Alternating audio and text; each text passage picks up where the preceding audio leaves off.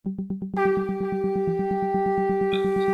प्रेम में शिशि ठाकुर परम आराध्या जगत जननी शिशि बड़मा परम पूज्य पाद शिशि बड़दा परम पूजनीय वर्तमान आचार्य शिशि दादा के श्री चरणों में मेरा कोटि कोटि प्रणाम। और आज इस ऑनलाइन सत्संग में उपस्थित आप सभी पंजाधारी दादा लोगों को मेरा जय गुरु, और सभी गुरु भक्तों, माताओं, बहनों, बच्चों को भी मेरा जय गुरु। बड़े सौभाग्य की बात होती है जब हम लोगों को ठाकुर जी कुछ बोलने का निमंत्रण दिलवाते हैं, और आप को बहुत बहुत धन्यवाद जो हमको बोलने का मौका दिए। बोलते तो हम लोग रोज ही हैं, लेकिन अब ठाकुर जी की बात बोलने में जो दिमाग में ठाकुर जी देते हैं वही बोला जाता है। और ठाकुर जी को आप लोग जानते हैं कि बहुत सी वाणियां ठाकुर जी समाधि अवस्था में दिए, बहुत सी वाणियां ठाकुर जी बात करते थे तो देते थे। यानी ठाकुर जी ऐसे व्यक्तित्व, ऐसे भगवान, ऐसे मालिक जिनको कहते हैं कि जो दुनिया के सारी समस्याओं का समाधान किए हैं। ठाकुर जी की जो छोटी सी एक पुस्तक दिखाई देती है सत्यानुसरण, आजकल तो बड़ी भी छप रही है, बंगला में है, हिंदी में अभी तो छोटी वाली ही है। उसमें ठाकुर जी ने लिखा है अपने हाथों से कि जगत के समस्त ऐश्वर्य, ज्ञान, कर्म एवं प्रेम जिनके अंदर सहज ही उत्सारित होते हैं, जहां जाने से मनुष्य की चिरविच्छिन्न समस्याओं का चरम समाधान लाभ होता है, वही होते हैं मनुष्य के भगवान। और क्या समाधान? समाधान आपके अंदर है। बोलते हैं ना कि जो इस ब्रह्मांड में है वही इस भांड में है। भांड मतलब ये शरीर में सारा कुछ है जो पूरे ब्रह्मांड में है। जल में कुंभ, कुंभ में जल है, बाहर भीतर पानी और फूटा जल, जल जल ही समाना, मरम किछु ना जानी। ये दोहा आप लोग सुने होंगे कि जल में कुंभ, कुंभ में जल है। पानी में यदि एक घड़ा है पड़ा हुआ और उसके अंदर भी पानी है, तो यानी जल में कुंभ है और उस घड़े में अंदर भी पानी है। लेकिन जब वो घड़ा फूट जाता है तो दोनों पानी एक हो जाता है। वैसे ही ईश्वर अंश जीव अविनाशी। ये घड़ा है, ये दुनिया क्या है? वही जल वाला तालाब है, उसमें ये घड़ा पड़ा है और इस घड़े में भी पानी है। यानी बाहर भी ईश्वर है और इसके अंदर भी ईश्वर है। और जब ये घड़ा फूट जाता है, जब ये चला जाता है, तो ये ईश्वर मेरे उस ईश्वर में विलीन हो जाते हैं, फिर वो एक हो जाते हैं। लेकिन वो ईश्वर जब इस घड़े में रहते हैं तो इस घड़े के अंदर बहुत चीज जो है, अच्छाई, बुराई, लोभ, लालच, ईर्ष्या, द्वेष, सब कुछ इसमें रहता है। और जो बैलेंस नहीं रहता है, सब कुछ है, दुनिया में भी बहुत कुछ है, लेकिन उसको बैलेंस करना है। ठाकुर जी एक बार बता रहे हैं कि एक आदमी जब जाता है कोई सामान खरीदने, कोई भी सामान, आप चीनी खरीदने गए, आलू खरीदने गए, कुछ भी खरीदने गए, आपने कहा कि 1 किलो आलू भैया दे दो, तो कैसे 1 किलो आलू चलेगा? पता चलेगा कि 1 किलो है? साधारण सी बात है। वो तराजू पे एक लोहे का बटखरा रखता है, उस पे लिखा होता है 1 किलो, रख दिया, और दूसरी तरफ उसने आलू डाल दिया, तो आलू कितना डालेगा ये पता चलता है उस कांटे से। वो कांटा लगा रहता है, तो 1 किलो आलू डालो, कांटा एकदम बीच में ऐसे आ जाता है तो 1 किलो आलू हो गया। एक कोई भी सामान 1 किलो हो गया। हम लोग दुनिया में इंसान है, मनुष्य है, तो हमारी बातें ही वो वजन करती हैं कि हमारी बातों का कितना वजन है। ये कैसे तौलेंगे? बात का कहीं वजन होता है क्या? बात को कौन सी तराजू तौलेगा? ये गुरु जी बताए हैं, ये ठाकुर जी बता रहे हैं, वही बैलेंस वाली बात कि हमारी बातों को तराजू पे कैसे तौला जाए। हम जो बोलते हैं उसको कैसे तौलेंगे। हाँ ठीक है, हमने जो बोला, आपने जो बोला, किसी को ज्ञान की बात बताई, तो जो ज्ञानी है, जो ज्ञान की बात आपने जिसको बताई, उसको भी तुरंत आपके ज्ञान की बात को एक्सेप्ट नहीं कर लेना चाहिए। जैसे दुकानदार से बोलता है भाई कांटे से कांटा मिलाओ, हम लोग को ठाकुर जी ने SPR बना दिया, तो इसके मतलब क्या हम जो है ठाकुर हो गए? हमारी बातों में भी यदि ठाकुर की बातों से टैली नहीं करता है तो वजन नहीं है। यही बात मैं बता रहा था कि हमारी बातें ठाकुर की बातों से टैली करनी चाहिए, यानी कांटा से कांटा मिलना चाहिए। पूजनीय वर्तमान आचार्य देव ही यही कहते हैं। वो अपने बारे में खुद कह रहे थे कि मैं भी जो बोलता हूं, आप लोग मेरी बातों को कान और आंख बंद करके मत फॉलो करिए। आप हमारी बातों को ठाकुर की बातों से कांटा मिलाइए कि कितना जो है वो कांटा मिल रहा है, तो बैलेंस है। तो बैलेंस करने के लिए आपको भी कुछ करना है। जितने लोग सुन रहे हैं इन बातों को, ये नहीं कि बस एक कान से सुने, एक कान से उड़ा। एक बार ठाकुर जी अपने एक भक्त को SPR का पंजा दिए। वो पंजा मिलने के बाद एक बार कलकत्ता में ठाकुर जी का जन्मोत्सव चल रहा था। उसी जन्मोत्सव में बैठे थे और उस भीड़ में एक आदमी बैठा था बगल में, जो कि कुछ अपशब्द बोल रहा था ठाकुर जी के बारे में, गुरु भाइयों के बारे में। तो उन्होंने अपशब्द बोलने से मना किया। जब वो नहीं माना तो उन्होंने उसको भी गाली दी। जब उसको गाली दे दिए, कुछ दिन बाद वो ठाकुर जी के पास पहुंचते हैं। ठाकुर जी के पास जब पहुंचते हैं तो ठाकुर जी उनसे प्रणाम किए और प्रणाम करके बैठते हैं। तो ठाकुर जी उनकी तरफ देख के बोलते हैं, सुनो मानी, जाजन करने का उद्देश्य अपशब्द बोलना नहीं होता है। अब उनको समझ में आया कि भाई हम तो कलकत्ता में बोले थे एक आदमी को जो सत्संग में बैठ करके गाली दे रहा था, तो नहीं समझ पा रहा था, तो उसको मैंने अपशब्द बोल दिया था। ठाकुर जी यहाँ कैसे जो है समझ गए कि हम गाली दे रहे थे। हमारी सब बातें ठाकुर जी के पास रिकॉर्ड हो रही हैं। आप देखते हैं ना, हर जगह आजकल कैमरा लगा रहता है कि आप कैमरे की नज़र में हैं। अरे कैमरे की नज़र तो छोड़ दीजिए महाराज, हम उनकी कैमरे की नज़र में हैं। जहां वो कैमरा नहीं लगा है वहां भी हम उनकी नज़र में हैं।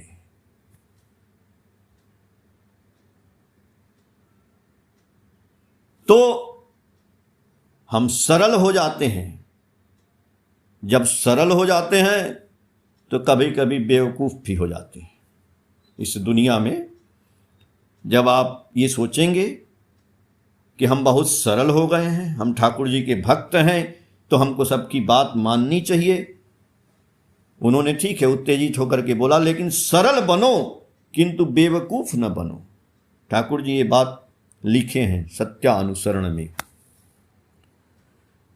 और ये बात के ऊपर इसका एक्सप्लेनेशन परम पूज्यपाद श्री बड़दा ने दिया है कि एक बार वो ट्रेन में जा रहे थे कहीं बैठ करके। बहुत अच्छा मार्मिक दृष्टांत थे। आप सुनिए कि ट्रेन में वो जा रहे थे और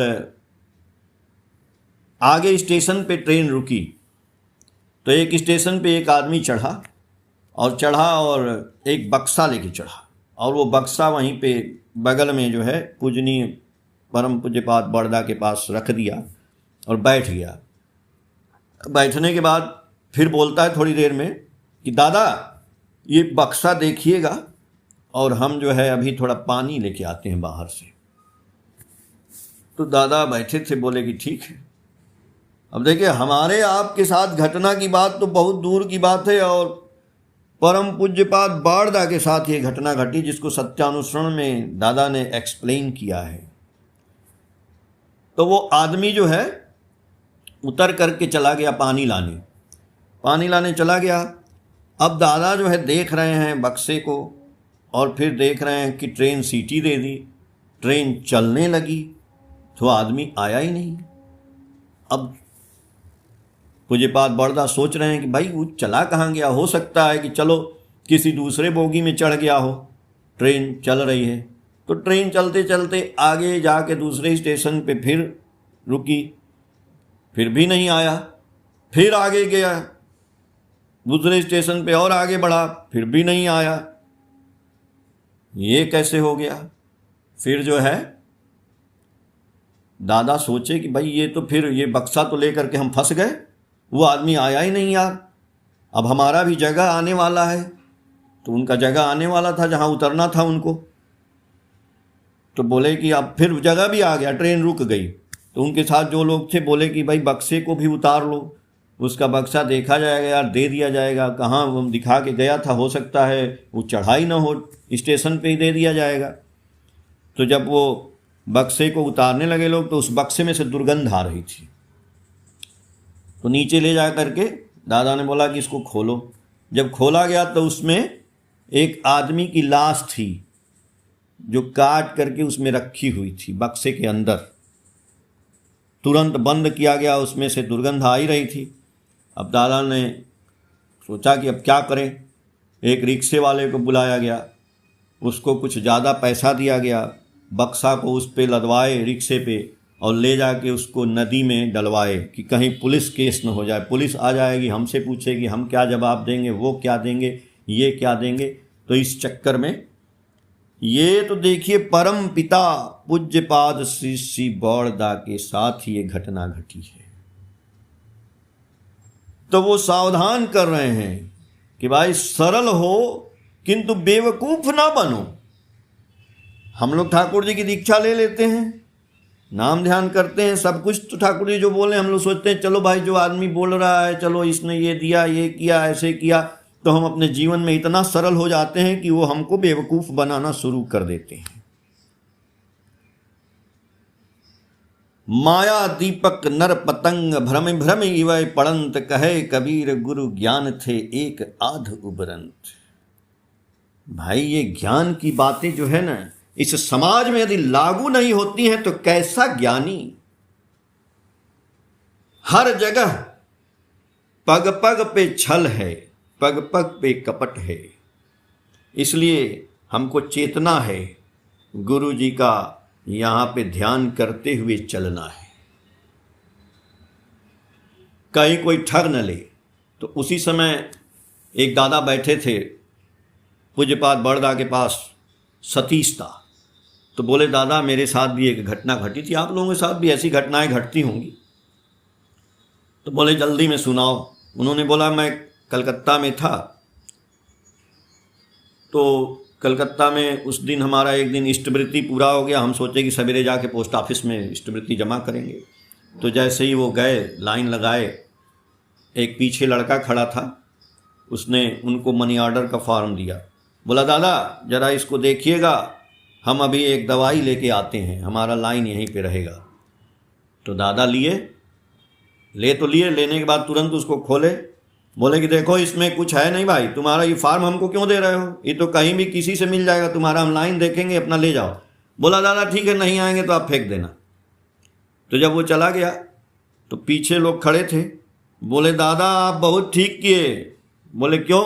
बोले ये मस्ताना लोग है, ये चोर उचक्का है, ये आपको देखा कि आप धोती कुर्ता पहने हैं तो सोचा कि ये सरल आदमी है, तो इसको आज चूना लगाया जाए। तो आपको वो मनी ऑर्डर फॉर्म दे दिया, आप देखते नहीं, कुछ देर बाद आता आपसे कहता कि मनी ऑर्डर फॉर्म दो, और जब आप देते तो कहता इसमें हम इतना पैसा डाले थे, देखो लिखा है 200 रुपया। तब आप फंस जाते और फिर आपसे पैसा भी लेता।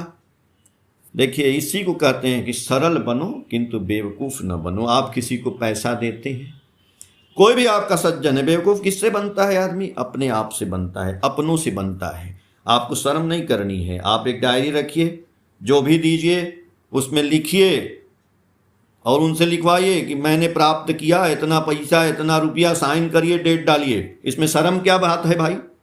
किसी से नहीं शर्माना है। अपने बच्चे को भी दे रहे हैं, वहीं से शुरुआत करिए। Charity begins at home. अपने घर से सब कुछ की शुरुआत करनी है। हमको अपने घर से ही ठाकुर जी की भक्ति की भी शुरुआत करनी है, तब हम जाके मार्केट में लॉन्च करेंगे, तब हम जाके जाजन करेंगे ठाकुर जी का। जब हम ठाकुर जी का जाजन करने जाते हैं, एक बात आती है, मेरे दिमाग में भी आती है। लोग सबसे पहले ठाकुर जी का दीक्षा लेने के लिए आते हैं, लेकिन वो लोभ बस आते हैं। बहुत से लोग आते हैं लोभ में भी, कि जाएंगे तो ठाकुर जी के लिए कुछ पैसा मिल जाएगा, कुछ हमारा धन संपदा बढ़ जाएगा। ठीक है, लोभ में आता है आदमी। लोभ में भी जो आता है, धीरे धीरे वो ठाकुर का हो जाता है, लेकिन वो प्रोसेस अलग है। लेकिन ऐसी बात नहीं है। ठाकुर जी बोले हैं कि यदि आप रुपया चाहते हो तो रुपया भी मिलेगा, नाम चाहते हो तो नाम भी मिलेगा, यश चाहते हो तो यश भी मिलेगा, सब कुछ मिलेगा। पहली बात ठाकुर जी सत्यानुसरण में इसीलिए बोले,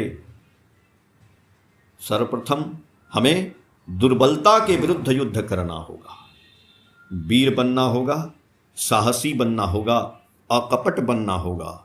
तभी समझा जाएगा कि धर्मराज में प्रवेश करने का हमारा अधिकार हुआ है। धर्मराज में प्रवेश करने के लिए हमको युद्ध करना पड़ेगा। अब आप सोचिए कि युद्ध कैसे करेंगे, किससे युद्ध करेंगे? दुनिया से युद्ध करेंगे। मैंने बोला ना कि ईश्वर अंश जीव अविनाशी, ईश्वर इसके अंदर है और उसी के ऊपर जो है वो कूड़ा कचरा भर गया है। काम, क्रोध, मद, लोभ, मर्ष, ये प्रवृत्तियां उसको घेर के पड़ी हुई हैं। तो इन प्रवृत्तियों को निगेटिव से पॉजिटिव करने के लिए हमको युद्ध करना पड़ेगा। इसीलिए ठाकुर जी बोले सर्वप्रथम हमें दुर्बलता के विरुद्ध युद्ध करना पड़ेगा। हम किसी के ऊपर गुस्सा क्यों करते हैं? हम किसी लोभ में क्यों पड़ जाते हैं? हम किसी लालच में क्यों पड़ जाते हैं? हम लोगों की निंदा क्यों करते हैं? हम लोगों की शिकायत क्यों करते हैं? तो इसलिए हमको युद्ध करना पड़ेगा। युद्ध किससे होगा? पहले आपको अस्त्र लेना पड़ेगा, पहले आपको शस्त्र लेना पड़ेगा, अस्त्र शस्त्र लेकर के चलाना पड़ेगा, उसको एक्सरसाइज करना पड़ेगा, सीखना पड़ेगा। यदि हम अस्त्र शस्त्र लेकर के चलाएंगे नहीं तो उनके विरुद्ध युद्ध नहीं होगा। अब आप सोच रहे होंगे कि अस्त्र शस्त्र तो गुरुजी ने दिया ही नहीं। अस्त्र शस्त्र गुरुजी ने दिया है आपको, बहुत से अस्त्र शस्त्र दिया है। अगर हम यूज नहीं करते हैं और दुनिया में मारे मारे फिर रहे हैं कि गुरुजी हमारे पास पैसा नहीं है, हम बहुत गरीब हैं।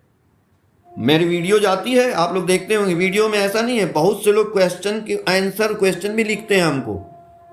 अब बोलते हैं कि हमने ठाकुर जी की दीक्षा ली है और मेरी गरीबी नहीं जा रही है, मैं बहुत दुखी हूं, मैं आगे नहीं बढ़ रहा हूं।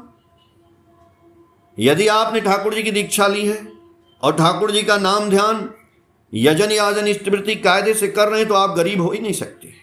आपकी गरीबी दूर हो जाएगी, 100% हो जाएगी।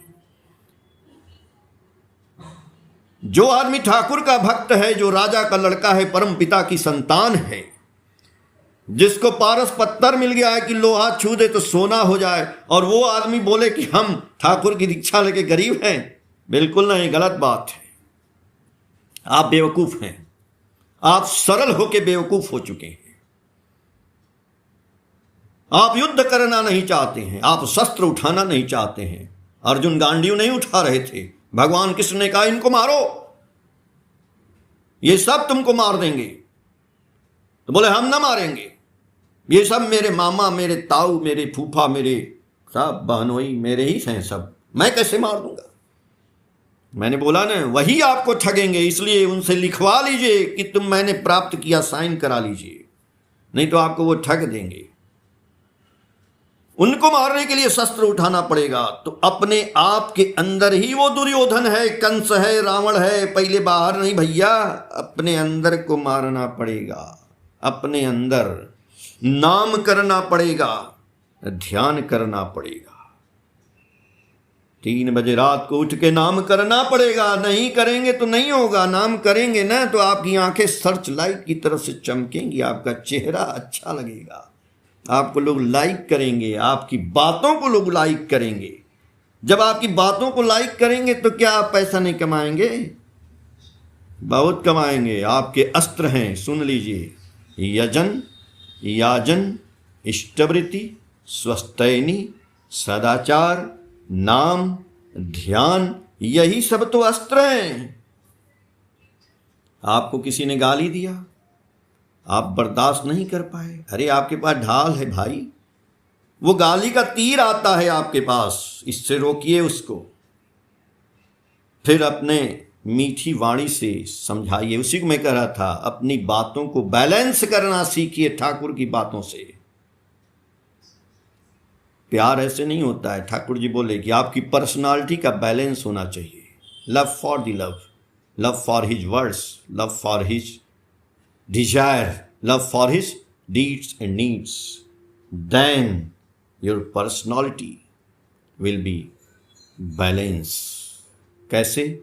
वाणी में, सेवा में, चाल में, चलन में, तब आपके अंदर लव इंस्टॉल करेगा। आपके अंदर लव इंस्टॉल करेगा। जब लव इंस्टॉल करेगा, जब प्यार आएगा, तो कैसे पता चलेगा कि आपके अंदर प्यार इंस्टॉल हो गया? आपका चरित्र बदल जाएगा, आपकी बुद्धि तीव्र हो जाएगी। When ideal is awakened in the man is active, agile, inquisitive, tactful and alert. In one word, all the faculties are bloom and glow. जब all the faculties का मतलब क्या? जब ठाकुर आपके अंदर आ जाएंगे तो कोई भी काम कैसे करना है आपके ब्रेन में आएगा। यानी चाहे आप जुगाड़ से करो, इसी जुगाड़ को ही बोलते हैं कि पर्सनालिटी बैलेंस हो गई है। और कोई भी काम को अच्छी तरह से कर लेना है, अच्छी तरह से सोच के चलना है, दिमाग से चलना है, सब आदमी को ले के चलना है। ये नहीं है कि जो गलत आदमी है उसको छोड़, ठाकुर जी किसी को छोड़े? अगर आप छोड़ते चलोगे तो सारे छूट जाएंगे, आप खुदे छूट जाओगे। कोई गलत नहीं है, गलत हम हैं। हम गलत हैं, इसलिए सबको गलत दिखाई देता है। इस चश्मे में यदि हरे रंग का चश्मा पहन लेंगे तो हरा दिखाई देगा, यदि पीले रंग का पहन लेंगे तो पीला दिखाई देगा, काला पहन लेंगे तो काला दिखाई देगा। जब आदमी को जॉन्डिस हो जाता है ना, पीलिया, तो सब कुछ पीला दिखाई देता है, तो उसको रोग है ना महाराज। वैसे ही जब ठाकुर का चश्मा लग जाएगा ना, तो कोई आदमी गंदा नजर नहीं आएगा। ठाकुर जी बोले कि कोई भी चीज देखना है तो सबसे पहले उसकी अच्छाई देखिए। बंगला में ठाकुर जी का एक मैसेज लिखा है, जहां ठाकुर जी का प्रेयर होता है देवघर में, जहां पूज्यपाद बड़दा का आसन है, वहीं पे ऊपर देखिएगा, वहां पे लिखा है, मंद दर्शी जारा एक झलक देख ही नाई भालो मंद तारा। जिसकी आंखें केवल गलत देखती हैं उसको अच्छाई में भी बुराई नजर आता है। अरे ठाकुर जी तो मरे कुत्ते के अंदर भी अच्छाई देखे कि उसकी दांत कितना अच्छा चमक रहा है, तो हर बुरे आदमी के अंदर भी आप अच्छाई देखो न महाराज। इसीलिए मैं कहता हूं कि जिस दिन आप ठाकुर जी के सच्चे भक्त हो जाओगे, इन अस्त्र शस्त्र का यूज करने लगेंगे आप। अस्त्र शस्त्र बहुत है आपके पास, तीर है, गांडीव है, गदा है, यही सब है आज का अस्त्र शस्त्र। यजन, याजन, इष्टवृत्ति, स्वस्तैनी, सदाचार, नाम, ध्यान। तो रुपए की बात क्या करते हैं महाराज, आप तो पारस पत्थर हैं, लोहा छुइए सोना हो जाएगा। कौन सा रुपया, कैसा रुपया कैसे आएगा? टका पराया मानुष अपना जितना हो मानुष धरना, ये मनुष्य ही रुपया देगा। इसीलिए ठाकुर जी कहे कि रुपए का जतन करो या नहीं, लोग का जतन करता चल, और लक्ष्मी के शव बधे रहेंगे, विभव में रहोगे अटल। आप पैसा रुपया की बात करते हैं, आपके घर में लक्ष्मी और नारायण का वास हो जाएगा जब आप लोगों का जतन करना शुरू करेंगे, लोगों की बातों को सुनेंगे, लोगों की गालियों को बर्दाश्त करेंगे, लोगों की निंदा को, लोगों की द्वेष को, सब कुछ को बर्दाश्त करना सीख जाएंगे ना, उस दिन आपके घर लक्ष्मी और नारायण आ जाएंगे। इसलिए मनुष्य को पकड़िए, मनुष्य को संभालिए, मनुष्य की पूजा करिए, मनुष्य का जतन करिए। कैसे? हृदय से। हृदय देकर हृदय खरीदो, सेवा देकर सेवा, स्वभाव देकर स्वभाव खरीदो, विभव बढ़ावे शोभा। एक बैल था, एक मालिक का एक बैल था, बहुत ही जीर्ण शीर्ण हो गया। जब बैल जवान था तो हल चलाता था, लेकिन जब वो बूढ़ा हो गया, जब वो काम करने लायक नहीं रहा, तो उसको मालिक ने छोड़ दिया।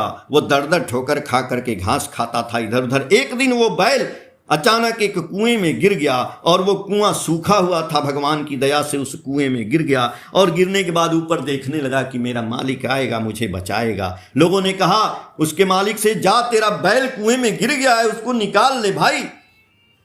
गया, देखा हाँ भाई मेरा बैल तो गिर गया है। उसने सोचा, हिसाब लगाया, इस बैल का क्या काम, जो बूढ़ा हो गया, अब इसको निकालेंगे तो क्या जरूरत है, इसको तो मरना ही है, काम तो करेगा नहीं। उसने बोला बहुत अच्छा, सब लोग लाओ खांची और मिट्टी डाल दो इसमें, इसी में दफन कर दो, मर जाएगा बैल, क्या जरूरत है इसे की। ठाकुर जी क्या ऐसे करते थे?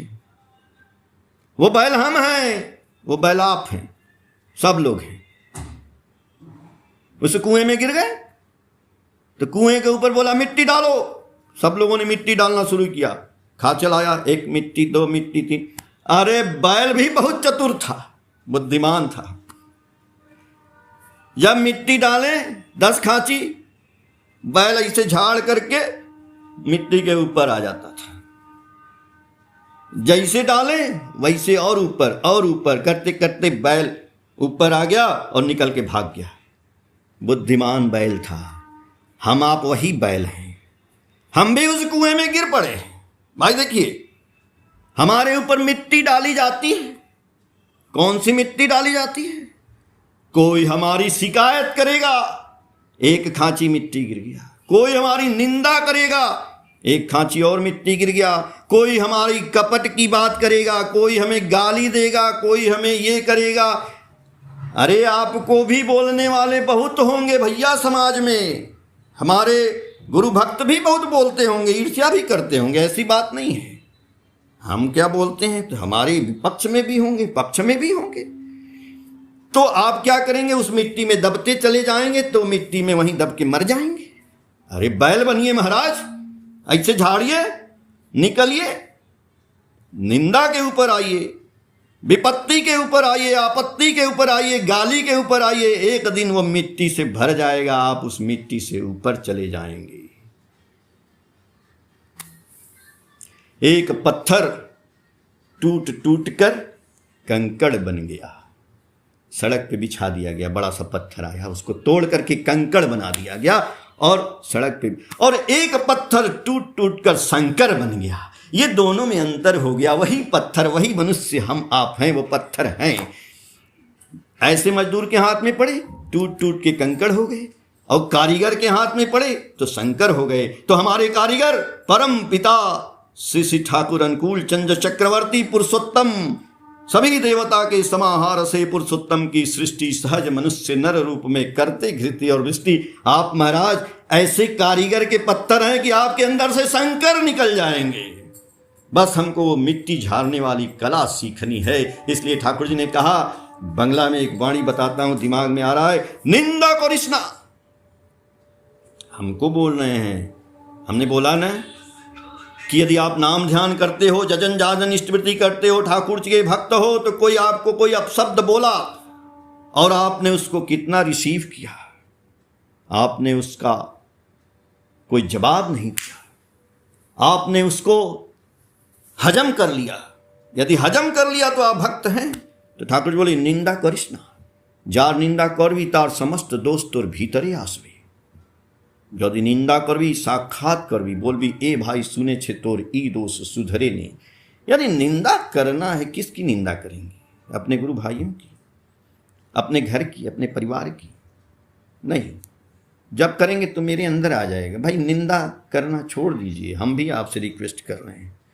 क्या निंदा करेंगे भाई? ठाकुर जी के पास एक सज्जन आए, बोले कि आप ठाकुर जी इतना लोगों की सेवा करते हैं, कहीं अखबार में नहीं निकलवाते हैं आप।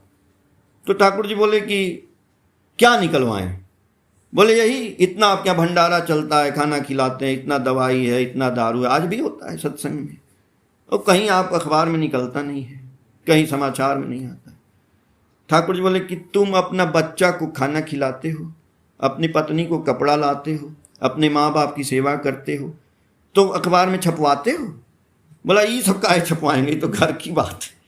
तो बोले वैसे ही दुनिया पूरा मेरा घर है और जितने ये सब है ना ये मेरे बच्चे हैं, परम पिता की संतान है, तो क्या अखबार में निकलवाएंगे? अब आज का समय शेष 30 मिनट हो गया। हम ठाकुर जी से आप सभी लोगों के जीवन की मंगल कामना करते हैं। बस अपने अंदर कॉन्फिडेंस लाइए, सब कुछ आपके पास है। रुपया पैसा तो बहुत छोटी चीज़ है, आप जब चाहोगे तब हो जाएगा। जय गुरु।